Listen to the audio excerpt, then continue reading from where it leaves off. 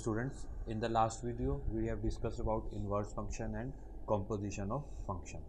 In this video we will discuss about special function like floor function and the seed function.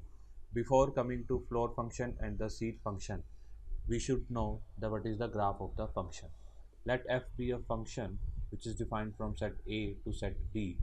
Then graph of the function f is the set of ordered pairs AB such that A belongs to A and f of A is equal to B, meaning that B is the image of element A.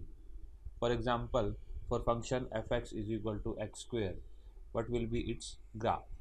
We know that square of negative and positive number is same, and value of function at x is equal to 0 is 0. So looking at the graph, we will obtain some graph like this. Value at -1 and +1 is same, value at -2 and +2 is also same, and so on, and value at 0 is 0. So we will obtain a graph like this for the function fx is equal to x square. So graph of this function is the set of ordered pairs of the form x fx, where x is an integer. Next, floor function. Floor function assigns to the real number x the largest integer that is less than or equal to x. Floor symbol is like this. If you want to calculate floor value of x, then it is denoted by this.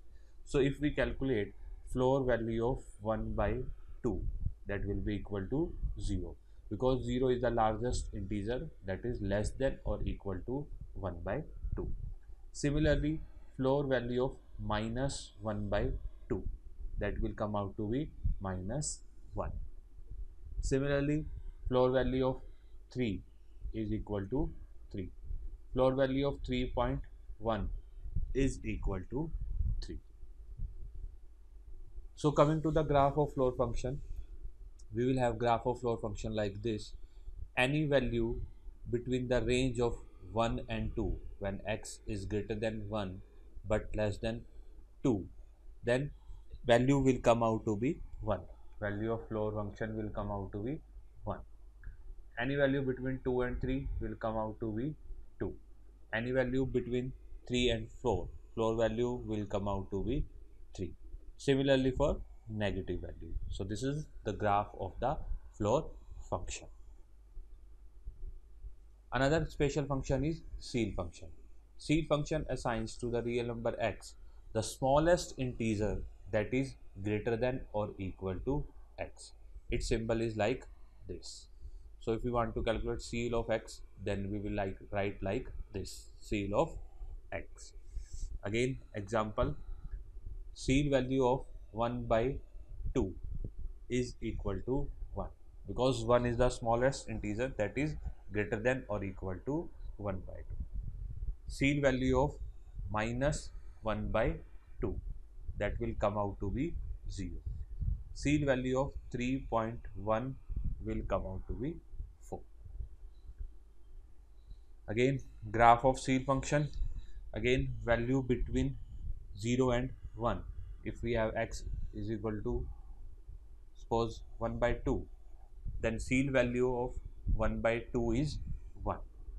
So this is the graph of the CL function. Looking at some examples, data stored on a computer disk or transmitted over a data network are usually represented as a string of bytes. We know that 1 byte is equal to 8 bits. How many bytes are required to encode 100 bits of data? To calculate the number of bytes, we will divide 100 by 8. But the question is that we have to take either floor value or the seed value.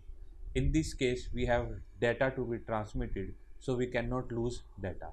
So we will take the seed value. That will come out to be seed value of 12 point something, that will be equal to 13. So 13 bytes are required. Another example, in asynchronous transfer mode, data are organized into cell of 53 bytes. So 53 bytes means 53 into 8, that is 424 bits. How many ATM cells can be transmitted in 1 minute over a connection that transmit data at the rate of 500 kilobits per second? 500 kilobits per second. So in 1 minute, data transferred will be equal to 500 into 10 raised to power 3 into 60 bits. That will come out to be 3 into 10 raised to power 7 bits. So number of ATM cells will be equal to 3 into 10 raised to power 7 divided by 424. Now we have to take the floor value of this. Why?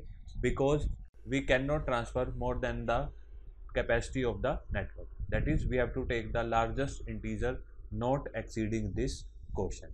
So it will come out to be 70754 ATM cells.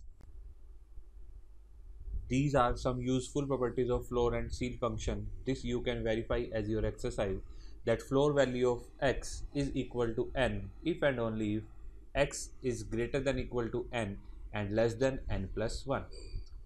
Second property, ceil value of x is equal to n if and only if x is greater than n minus 1 but less than equal to n. Third, floor value of x is equal to n if and only if n is greater than x minus 1 and less than equal to x. Fourth, ceil value of x is equal to n if and only if n is greater than equal to x and less than x plus 1. Similarly, we have some another properties which you can verify as your home exercise. In the next video, we will discuss about growth of functions. Thank you.